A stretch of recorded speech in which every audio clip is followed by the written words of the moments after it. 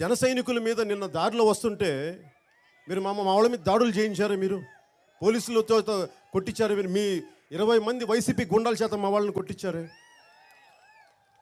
దానికి మీరు రెడీ, కానీ కౌలు రైతుల సమస్యలను, కౌలు రైతుల కష్టాలను తెచ్చడానికి మీరు రెడీ కాదు. మీరు మా వాళ్ళ మీద దాడి చేయడానికి మీరు సంసిద్ధులు. మీరు అలాగే వైసీపీ గుండాలకు కూడా చెప్తా ఉన్నాను, నేను ఎంత సహనం పాటిస్తానో వైసీపీ నాయకులు కూడా చెప్తున్నాను. నేను 99 సార్లు శాంతియుతంగానే ప్రయత్నిస్తాను. 99 సార్లు. మీరు కాదు కూడదు, మేము ఇంతే అహంకారంతో విర్రవీగితే మట్టుకు దాన్ని ఏ పద్ధతిలో చెప్పాలని బాగా తెలిసిన వాడు, వాటికి భయపడే వ్యక్తిని కాదు, గుర్తుపెట్టుకోండి.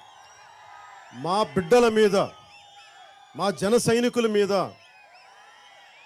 మా వాళ్ళు తీసుకొచ్చిన ఇది ఈ రోజున తీసుకొచ్చింది, వీళ్ళందరూ తీసుకొచ్చింది మా జన సైనికులు, మా జనసేన నాయకులు తీసుకొచ్చారు. క్షేత్రస్థాయిలో తిరుగుతున్నారు మా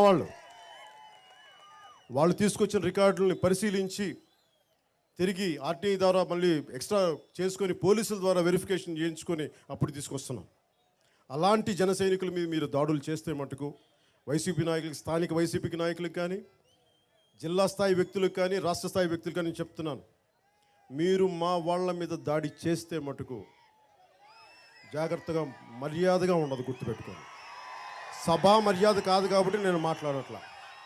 భావం అర్థమైంది కదా మీకు? మా జన సైనికుడి ఒంటి మీద చెయ్యపడితే